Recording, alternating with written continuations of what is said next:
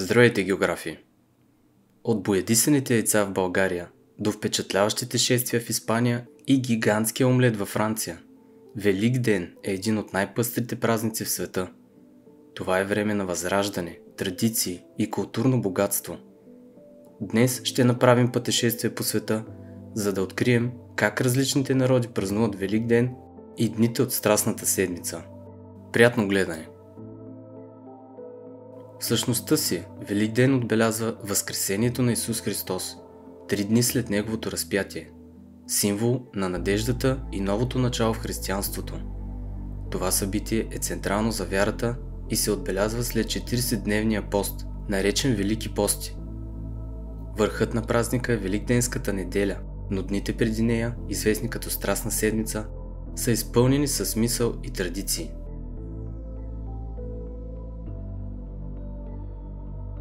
Цветница. Влизането на Исус в Йерусалим.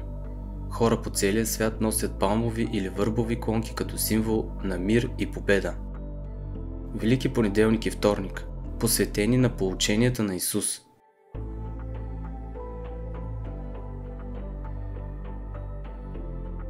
Велика сряда, наричана и шпионска сряда, отбелязва предателството на Юда. Велики четвъртък, спомен за тайната вечеря. В Обединеното кралство монархът раздава свещени пари на възрастни хора. Така наречения Royal Maundy е древна церемония, която води началото си от заповедта, дадена от Христос, след като измива краката на своите ученици в деня преди Разпети петък. Заповедта или мандатът да се обичате един друг все още се припомня редовно от християнските църкви по целия свят и церемонията на монарсите, измиващи краката на бедните, придружена от подаръци от храна и дрехи, може да бъде проследена до 4 век. Хенри IV започва практиката броят на получателите на подаръци да се свързва с възрастта на монарха и тъй като става обичай на монарха да извършва церемонията, събитието става известно като Royal Maundy. Разпети петък. Ден на скръб и размисъл.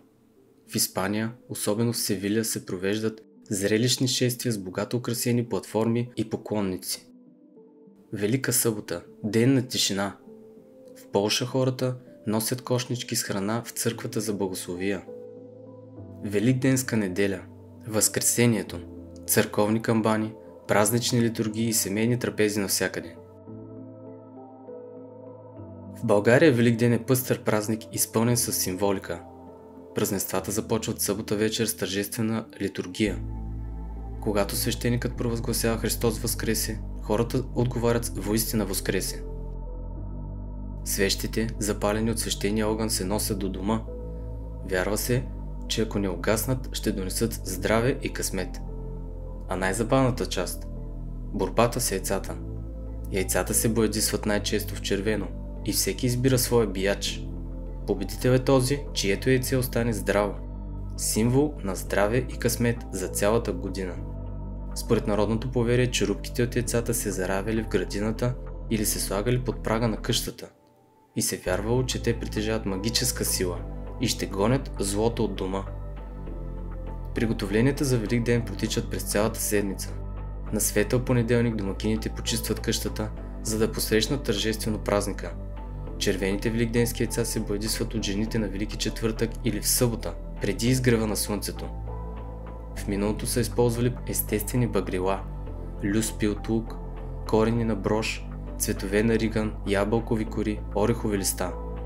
С първото червено боядисано яйце бабата чертае кръст на челото на децата в къщата, за да са здрави и румени. Това яйце се запазва пред домашната икона до следващия Велик ден, когато се подновява отново с първото боядисано червено яйце. Българите вярват, че това яйце има магична сила да отблъсква градоносните облаци, затова на места го заравят в нивата. Ако къщата има мома за женене, първото червено яйце слагат в съндъка с чеиза й. На Велики четвъртък се подновява квасът и се замесва тестото за великденските хлябове, които се украсяват с нечетен брой червени или бели яйца и символични тестени фигури. Най-често яйцата на окрасата се разполагат под формата на кръст. Великденските хлябове носят различни названия в различни райони на страната. Божа пита, великденски кравай, яйченик, плетеница, кукула, квасник, харман и други. Жените приготвят и по-малки великденски хлебчета с по едно червено яйце, които се дават на първия гостенин, на кумовете, на девера и на други роднини. От Велики четвъртък нататък в продължение на 6 седмици се почитат всички четвъртъци за предпазване от гръмотевици. През 3 дни на Великден на Мегдана се играят великденски хора, на които девойките отиват с нова, богато украсена празнична премяна. Момите и ергените връзват люлки и се люлеят на тях, като често се пеят и специални за случая песни.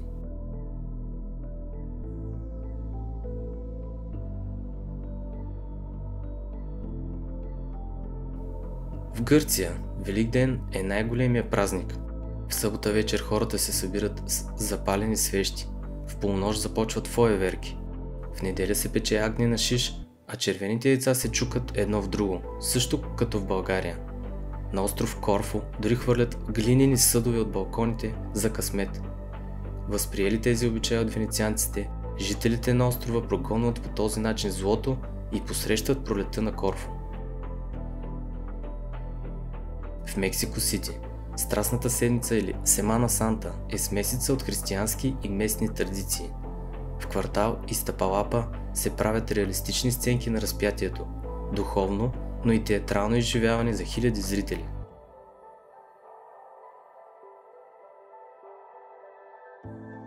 На Филипините Великден се отбелязва с шествия и сценки, наречени Сенакуло.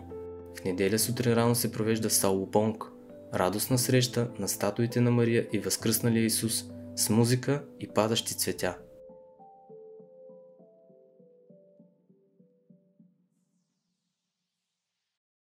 Във Ватикана се провежда една от най-известните великденски литургии, но и в другите части на Италия има интересни обичаи, като в Флоренция, където по време на Скопио дель Карро се пуска каруца пълна с фойерверки.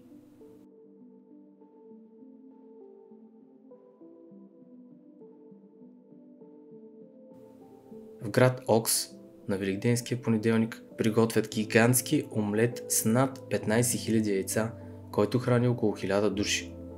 Традицията идва от Наполеон, който поискал омлет за цялата си армия. В Австралия вместо великденски заек има великденско билби. Този симпатичен, застрашен вид заменя заека като символ в опит да се защитят местните животни. Хала е специален хляб в еврейската кухня, обикновенно сплетен и се яде на церемониални поводи като шабат и големи еврейски празници. В европейската кухня подобни на него са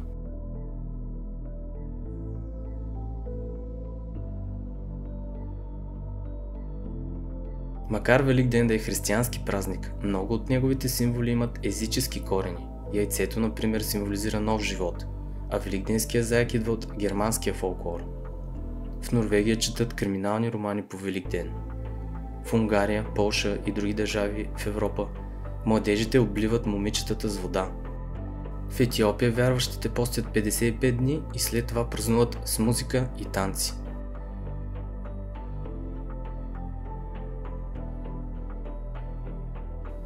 Независимо къде се намирате, Великден носи дух на обновление, чрез споделената трапеза, светлината на свещите или просто чукването с червеното яйце. Това е момент, който свързва хората по света, напомняйки ни за живота и радостта от това да сме заедно.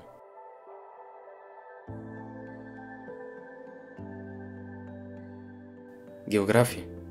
Този Великден, независимо дали празнувате с фойерверки в Гърция, с борба с яйца в България или с разходка на изгрев, нека намерим светлина, надежда, любов и връзка помежду си.